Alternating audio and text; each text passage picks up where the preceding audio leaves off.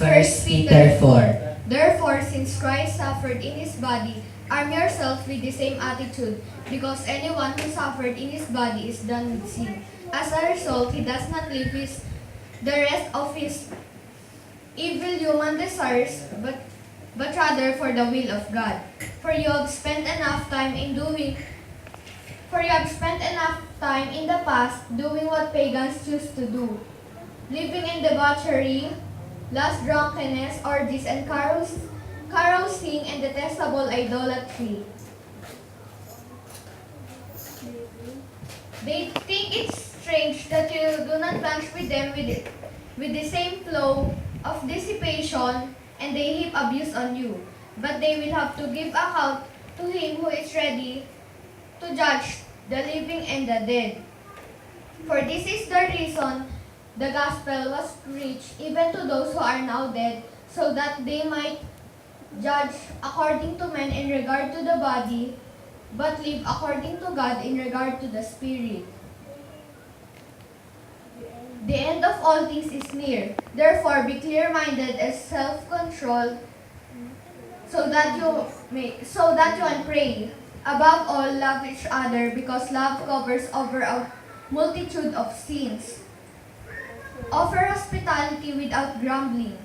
Each one should use whatever gift he has received to serve others, faithfully administering God's grace in its various forms. Therefore, if anyone speaks, he should do it as one speaking the very words of God, of Christ. If anyone serves, he should do it as one with the strength God provides, so that in all things God may be praised through Jesus Christ. To him be the glory and power forever and ever. Dear friends, do not be surprised at the painful trial you are suffering, as those strange things were happening to you. But rejoice when you participate in the sufferings of Christ, so that you may be overjoyed when his glory is revealed.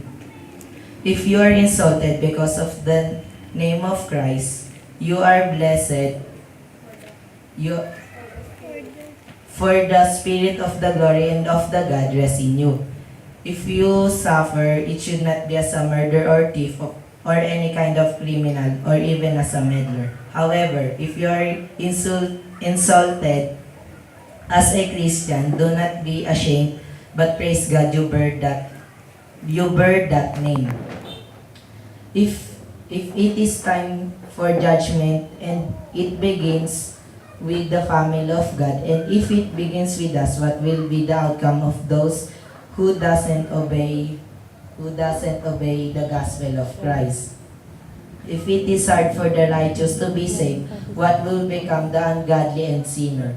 So then, those who suffer according to God's will shall commit to his faithful Creator and continue to do good. 1 Peter 4.